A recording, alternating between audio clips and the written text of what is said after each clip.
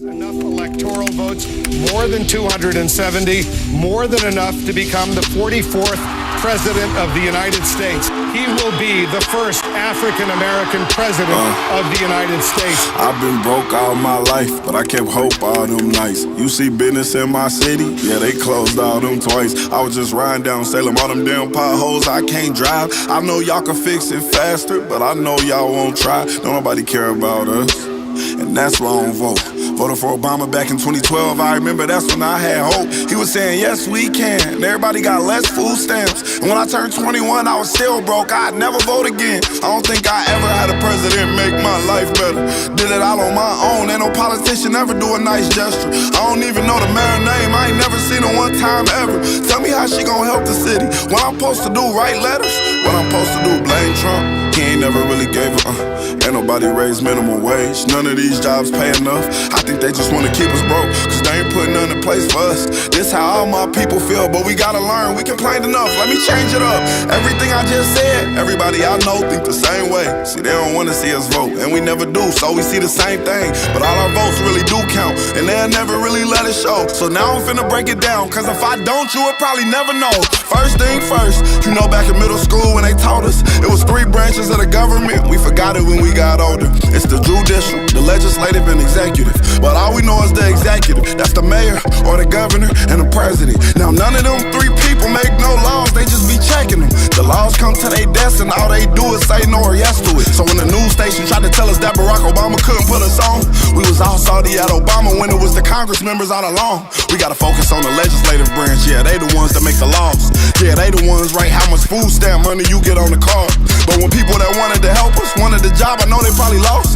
Cause we ain't even know their name, we ain't know their face, we ain't know it all. So the Congress or the State House, that's legislative, they make laws. So what we want from the president is what they do, okay y'all? See, they election every 2 years, but we don't ever even go to those. The Congress, they can raise minimum wage, but we ain't even really know it though. So you know how back in 08, when we all voted for Obama, we was all supposed to go back in 2010 and vote for the Congress. Cause they the ones make child support laws, they the ones choose if your kids at school get to eat steak or corn dogs. The State House make the court costs. So if the country failed, then you can't say it's them, it's your fault. Cause y'all ain't know to vote for Congress members that was for y'all.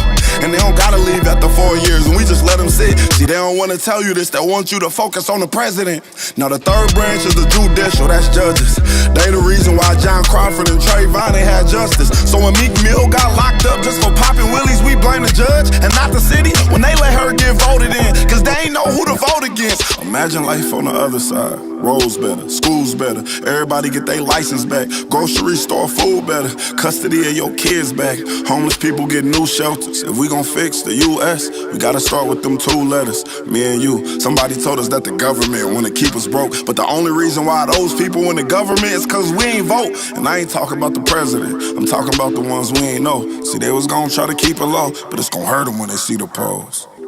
Every time you stay home, someone is making a decision about you, making decisions about the air you breathe, the water you drink, the food your kids eat, and how much money you bring home every 2 weeks. So every time you sit out an election, every time you don't show up because you think it doesn't matter, someone else is happy that you didn't show up, so they can make that decision for you. Vote. What's up, everybody? I see you guys are hopping online. Welcome, welcome. Hello, beautiful people. I'm your host, Emery. And I'm your host, Casey. We all know that 2020 is a year that will go down in the history books. It has more twists and turns than you and I both can imagine. Most definitely. Our lives have all been affected one way or another as a result of this global pandemic. That's right. Layoffs, protesting, police brutality, quarantine, and COVID-19 woke a lot of us up. That is so true. But we are here to tell you, you are not alone, friends. We feel you. We want to hear from you. So unmute yourself. Let us hear from your voice. What she said. Tonight, we will have a panel on young adults who are ready to share their unique experiences, plus answer some questions we have to approach the 2020 election. Have you registered to vote yet? That's right. Tonight, we're focusing not only on the U.S., but the 2 words that make up the word. That's us. So type into the comments below right now. Let's go! As we get into a word of prayer and get the ball rolling. Anthony, take it away in prayer. Dear Heavenly Father, we thank you for this day. God, I pray that you would bless every individual under the sound of my voice. God, I pray that the young adults will remain encouraged in spite of what's going on in our world today. God, I pray that you will be pleased with this program. I pray that it will be educational, insightful, and God, I pray that we can use it throughout our daily lives. God, I pray that you will be pleased with everything that we do. In Jesus' name, amen.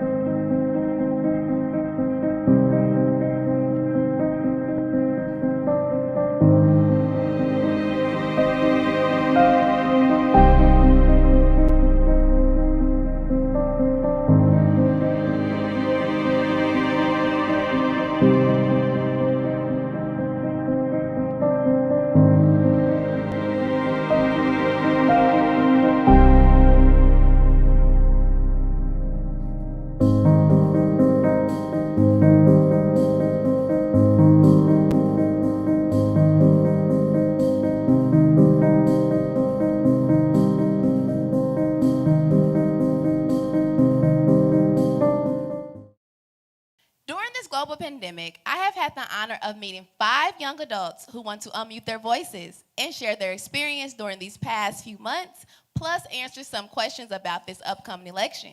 We talk about wanting to better our community, tax laws, careers, and even our healthcare system. And now we have the power to do something about it. Let's start by educating ourselves on who we want to make it better for us. You have a voice. We'll use it today. We want you to know your vote counts. So let's get to it, because I'm not about to waste your time, and you sure aren't about to waste my time. I need everyone to start typing into the chat box right now the word unmuted, as you are about to meet our unfiltered panel. But before we do that, I just want to share a little bit about some history, because it helps us see the bigger picture of why this 2020 election needs your vote. Plus, when you know the history of our condition, it helps better solve the present. Think about it. Ever been to the doctor before? They need to know your history and past in order to help shape your present. So let's dive in. Being complacent and not voting is not an option, because our Black leaders fought for us to vote, and now we can. We have to. Voting hasn't been seen clear, cut, and dry for people. It wasn't until the 14th Amendment, 1868, that granted African Americans the right of citizenship, but it also systematically turned away Blacks from the polls. The 15th Amendment, 1870, states the right of citizens of the United States to vote shall not be denied or abridged by the United States or any state on account of race, color, or previous condition of servitude. The Constitution still found a way to deny the Black vote by taxes, literacy tests, and intimidation. Decades passed, and it wasn't until 1965, after hundreds of Blacks protested, marched, and even died, MLK led a protest that stopped the use of poll taxes. The Voting Rights Act outlawed the discriminatory voting practices that restricted Blacks and women from practicing their right to vote.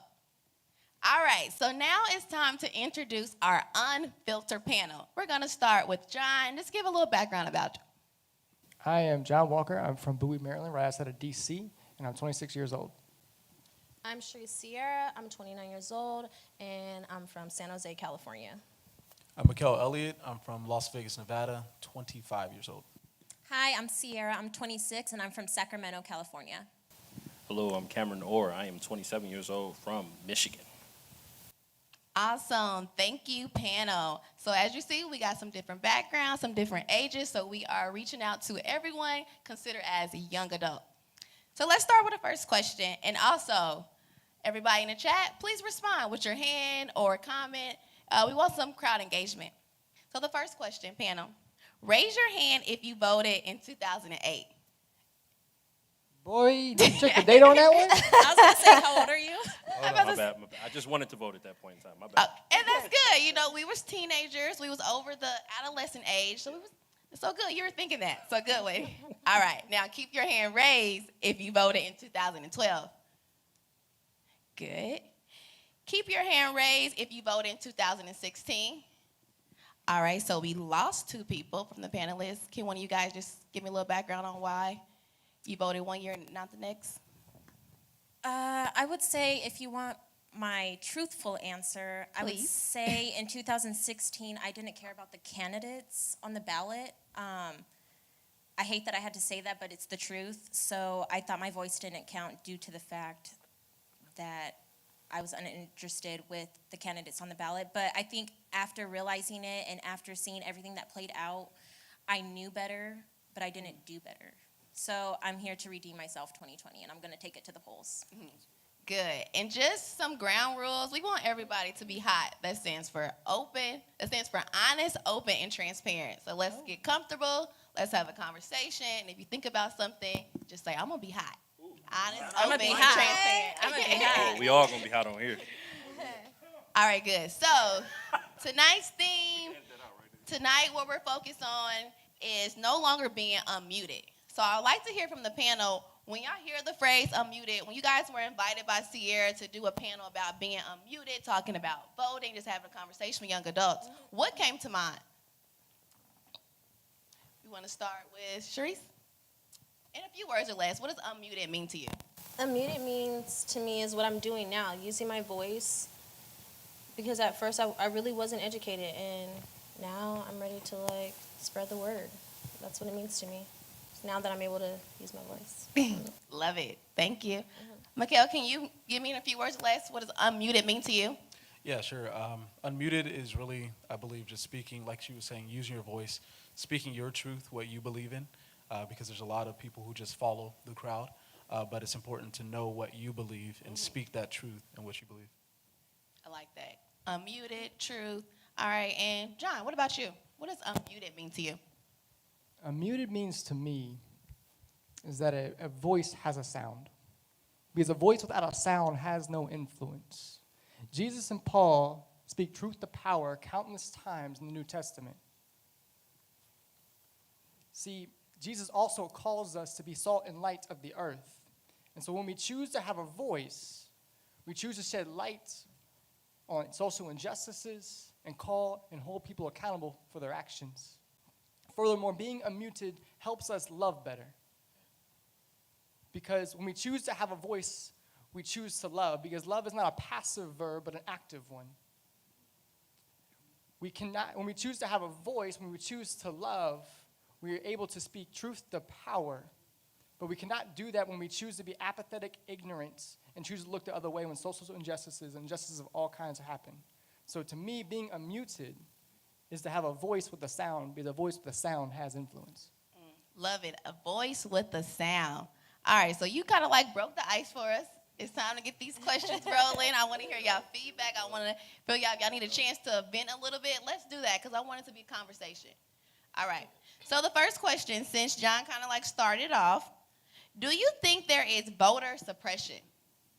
I do believe that voter suppression exists. I mean, just a brief history, which you just mentioned earlier, proves the fact with polling taxes and literacy tests, and then in regards to the Voting Rights Act.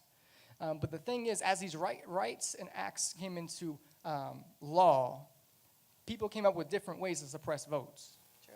And so because of that, there is now a Voting Rights Advancement Act that was proposed in 2016. And it was actually passed by the House in 2019, but it now currently resides in the Senate waiting to be discussed. And so voting rights does exist, but what is that, or voting suppression does exist, but what that looks like right now is in 2 ways, easy to point out, is that the mail-in ballots is being discouraged because there's a supposed untrustworthiness of the postal system. Also, in regards to in urban centers, people are closing down, they're trying to close down polling locations to limit the COVID exposure or COVID precautions. But if we recognize that, why don't we either have more locations to help the influx of people or raise the precautions and the necessary things so that more people can actually use that right to vote instead of being limited if they're only able to get to certain locations? Good. You definitely brought a highlight to what's going on from the past and how it's happening right now. Sharice, you want to elaborate or piggyback more about Well, that? John pretty much killed it.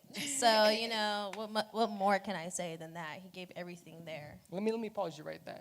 Okay, just because I give you the read receipts of the history doesn't mean you can't give me the a personal experience. I as an Anglo, I don't have necessarily voter suppression that actually occurred throughout history with me. I mean, maybe a little bit in regards to the women's suffrage, but you're able to provide a different background than I am too, so you do have a voice as well.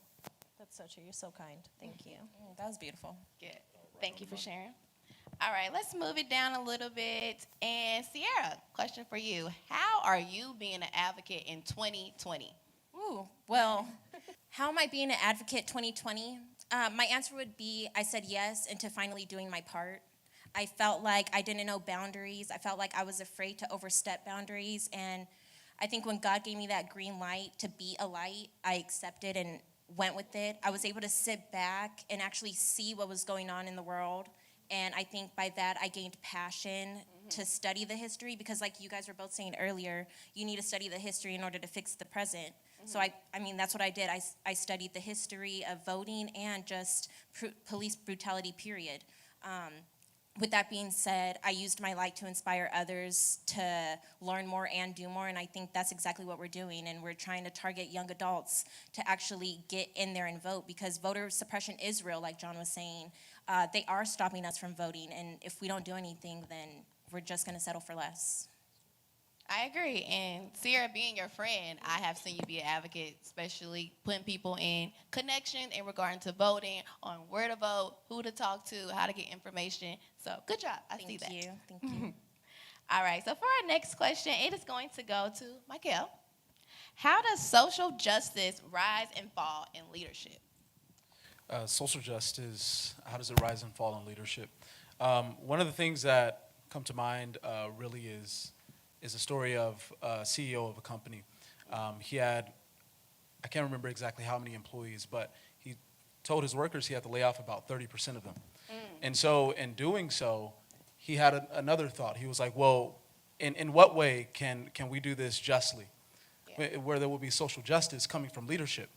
So his idea was to not just lay off 30% of the people, but give the people an option to work part-time, the entire company, 100% of the company, and even cut his own salary so that everyone can justly work. And just means fair. So fairly work and make the same amount of money. Well, the workers decided to do that, and years later, their company is still rolling.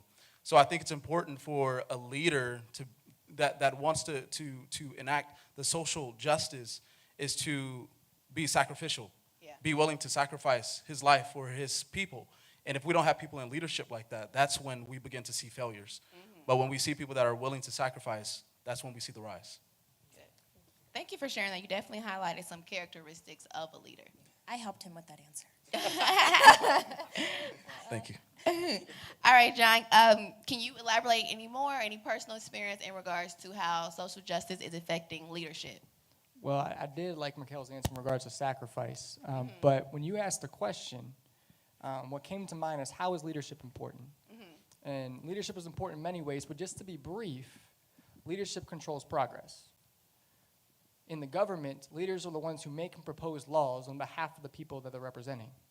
And so when we elect the wrong peoples or the wrong people are put in office, progress can either be stopped or even worse, cause us to go backwards. And so leaders are important in the governmental area, but also in regards to advocacy groups and awareness groups. Leaders in those realms help organize the people's voice so that the leaders in the government realm are able to hear the people's cry. And so leadership controls progress, not just in the governmental way, but we as individuals can use in advocacy groups. Good. Would anybody else like to elaborate or a personal experience in your job or anything? Okay, thank you. All right, so this question is for everyone because it's a hot topic. It's what is causing us to be here today and have a conversation. So the question is, the death of George Floyd has spurred a nationwide explosion of grief and anger. It has been everywhere. It has been in different conversations. just from the actual murder of George Floyd, just how the reaction of police brutality of the community and how we're advocating.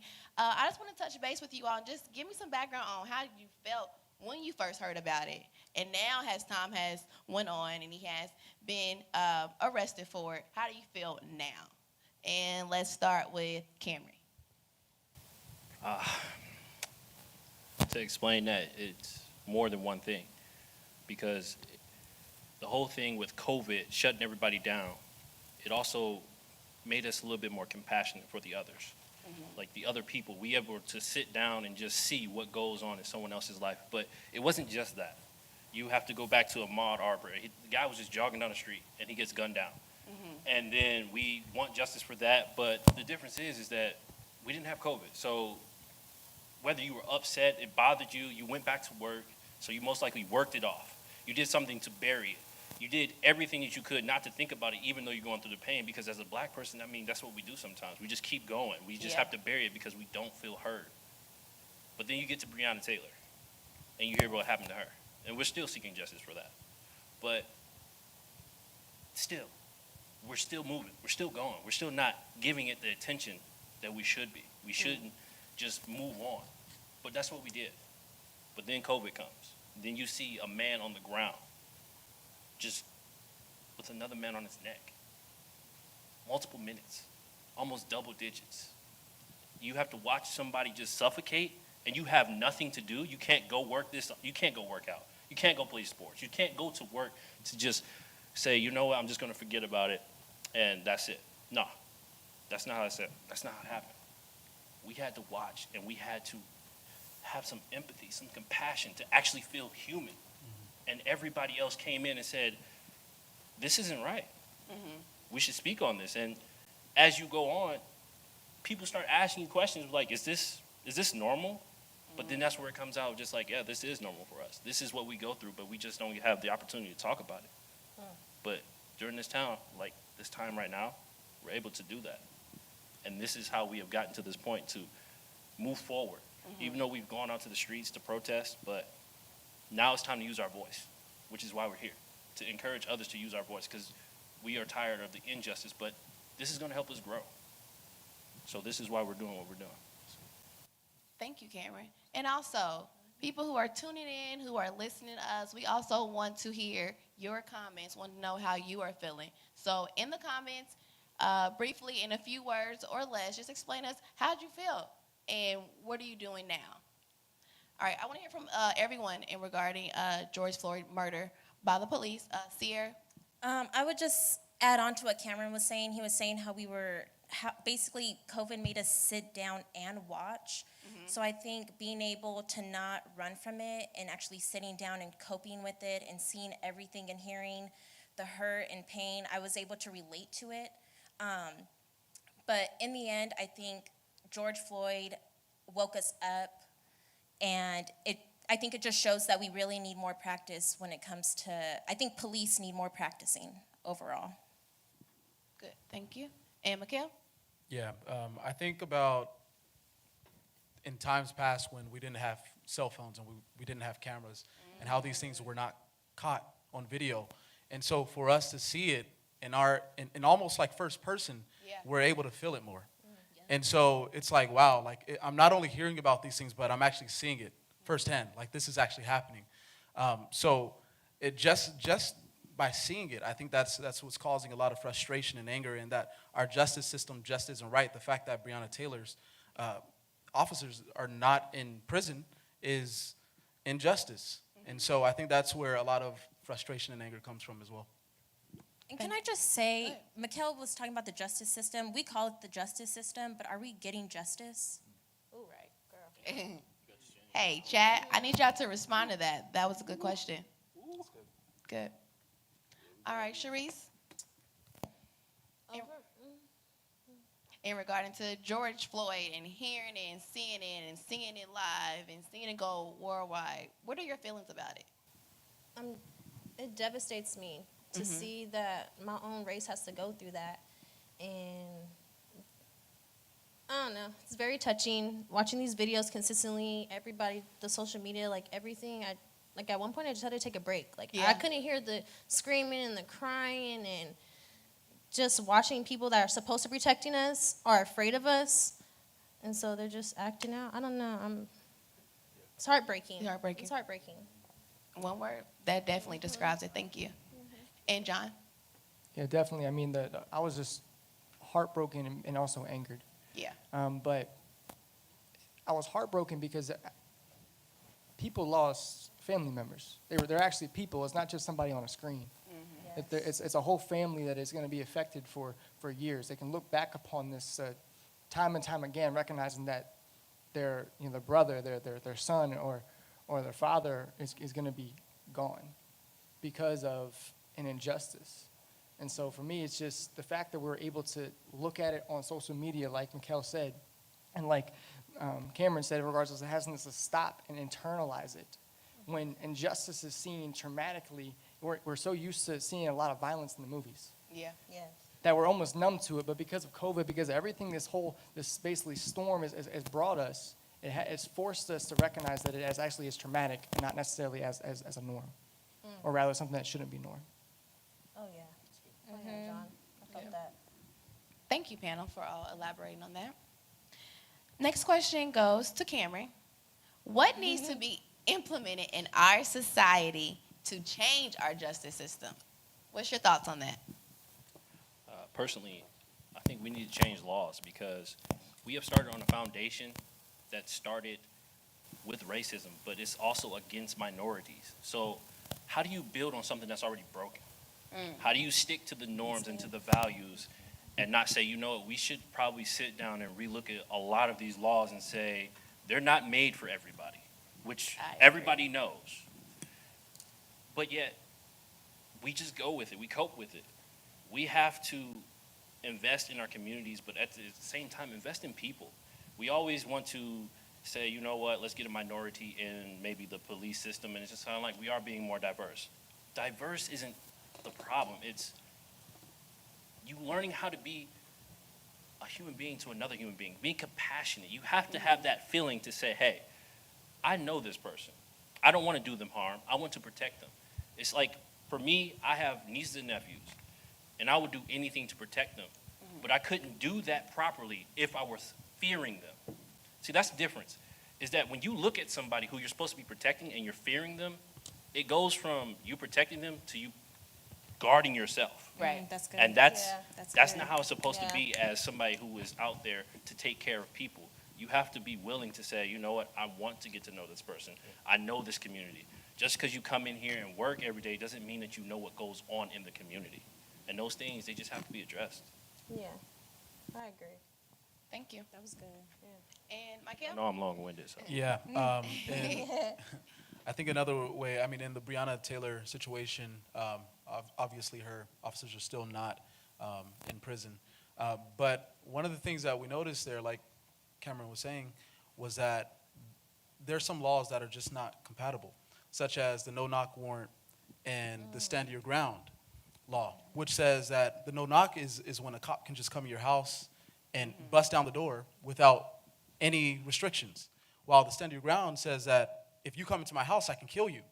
So this is the exact same situation. The guy that was defending himself in his own home did not know they were cops, shot an officer in the leg, not knowing he was a cop, while the officers shot 20 bullets into the house, 8 of them hitting Breonna Taylor. And so now the justice system is confused. Well, we have these 2 laws which pretty much protects both parties, so what do we do? And so this is a problem which needs to be uprooted and solved. Well said. Thank you for that. Sierra, you are the one with the Twitter account, but this question affects everyone. But I just want to know personally from you, how do you feel about Trump's Twitter? The face says it all. Hey, you got to be hot right now. And chat, please, we want your comments as well. Okay. Go ahead, talk.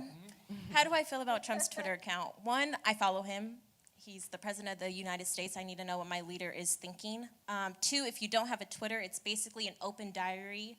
You're just writing on electronic paper. Now to answer the question, I would say Trump needs to be a little bit more humble. If you're going to call somebody a loser on Twitter, I think you should sit back and instead of reacting, respond. Trump likes to react on Twitter and not respond on Twitter. Yeah. And if you really think about it, there's a difference. I agree with that. Please take note. All right, we're coming to a closing, and so I want to ask, let's see, Cameron, no, actually, Sharice.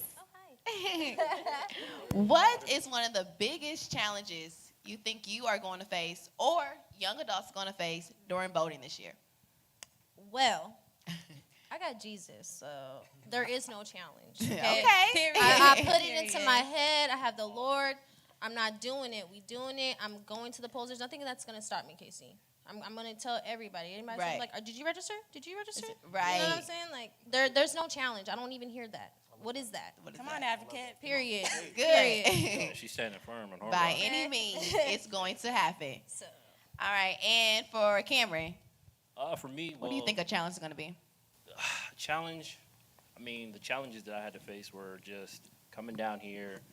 I'm in a new state. I don't know any of the candidates. I mean, nobody. So I'm sitting here just kind of like, there's an election a few months away. I'm living in Texas, and I'm from Michigan. Thank God for the internet.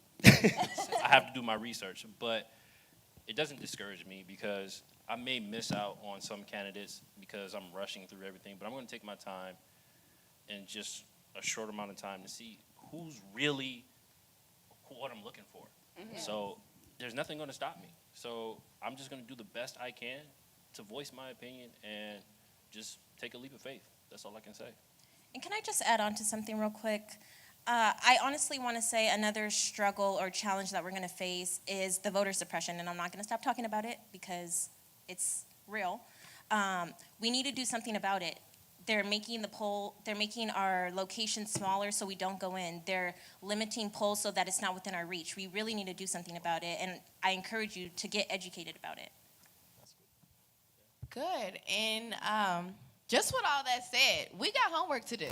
Period. Your A homework. ton. Periodically. This right here was just the start of the conversation. We definitely heard some awesome things in regards to how we are advocating, how we are making a change, but most importantly, what are we going to do? We can read, we can watch YouTube videos, we can talk to our friends, but what actually are you going to do when putting your feet in the ground and making a change? So we always want to leave on a good note and also something encouraging. So I want all the panelists to answer, how are we going to leave with hope? What are we going to do? What is on our brain to just give us some type of hope when we are discouraged, when we're reading something, where people we're trying to have a conversation with are against us? Where's the hope? And can we start with Mikhail? Wow, yeah. Yeah, I mean, through all of this, coronavirus, racial division, all these things, I mean, my hope is I'm a very optimistic person. So my hope is in Jesus, straight up, you know. And I say that as a means of saying, you know, actually spending time with God in the secret place, spending time with him and getting to know him. Because if you don't know him, you'll never hear his voice. My sheep know my voice. So when I'm hearing him, I'm able to hear what he's saying and receive peace in that. And what he's telling me is that everything's going to be okay. Just keep following me. So, yeah. Good. Sharice, take it away. ooh, baby girl, I cannot. He said everything. Snap, snap. But I agree. I agree with him. Like, you know, Jesus all the way, y'all. Jesus all the way. All the way. Type it in the chat. There you go. Jesus all the way. Yeah. All right, John, and for you? In regards to just how do I find hope, I mean, Mikhail definitely hit it on the nail. But in regards to we're about to vote, we're about to be, you know, get educated and actually vote and actually take place in our society. But no matter what the outcome is, even if who we vote for does not end up in office, we still have somebody who is greater above them. And that is God. And so because of what, you know, Mikhail said, he is the rock on which we stand. And so I'm thankful for Jesus Christ, but I'm hopeful for us coming out and raising awareness to actually come out and actually have an influx of presence in the polls. Thank you. Sierra? Man, John, that was really good. I mean, my answer is going to go back to what we're all saying. I have hope in Jesus. I know that there is a victory coming. I mean, Pastor Womack said that if God's kingdom's not shaken, why should we? And I'm standing by it. I'm not afraid of how the results go. I'm going to vote. I'm going to have my voice. You will know what I had to say. Yeah, my hope's in Jesus. Good. And for you, Cameron? For me, honestly, we've come too far just to give up. I mean, if you look back at history, we've always had some type of trouble, some type of war, some type of entanglement to where we had issues. But yet, through each of those, we always seem to make it through.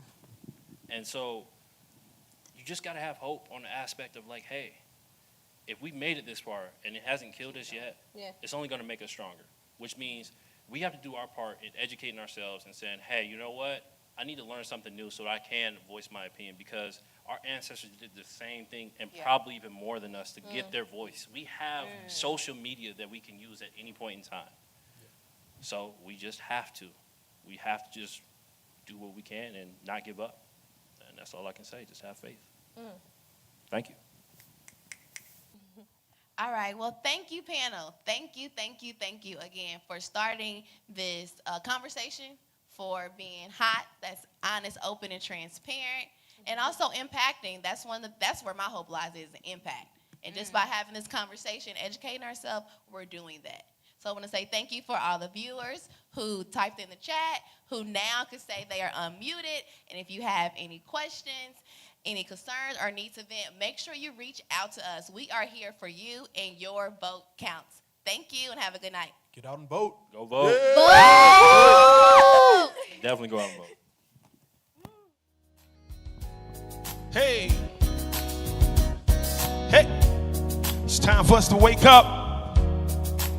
It's time for us to unmute our voices. It's time for us to let it be heard. Yay, hey, hey. Wake up, everybody. No more sleeping in bed. No more backward thinking. It's time to move ahead. The world has changed so very much from what it used to be. There is so much hatred, war and poverty. Whoa, the world won't get no better. You don't know 2020. Whoa, the world won't get no better if you just let it be. The world won't get no better. Oh, 2020. Whoa, the world won't get no better if you just let it be. We need your votes. Millennials, unmute your voice and let it be heard. Bring some joy. Yeah. Oh, millennials, unmute your voice and let it be heard. Bring some joy. Go to the polls on November 3rd. Yeah. Yeah. Oh, yeah. Oh. Hey.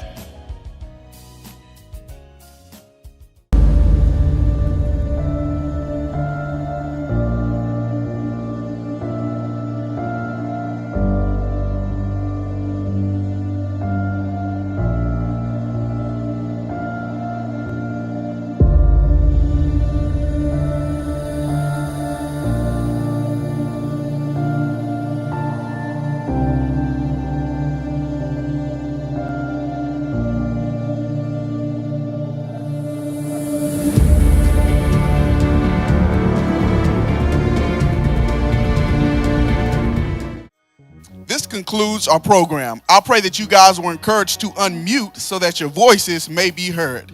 Let's pray. Dear Heavenly Father, we thank you for this gathering. God, I pray that it was insightful, God. I pray that we will use this information. God, I pray that we will be encouraged to vote, as it is our Christian responsibility, God. I pray that you will be pleased in all that we say, think, and do. It's in Jesus' precious and mighty name. Amen.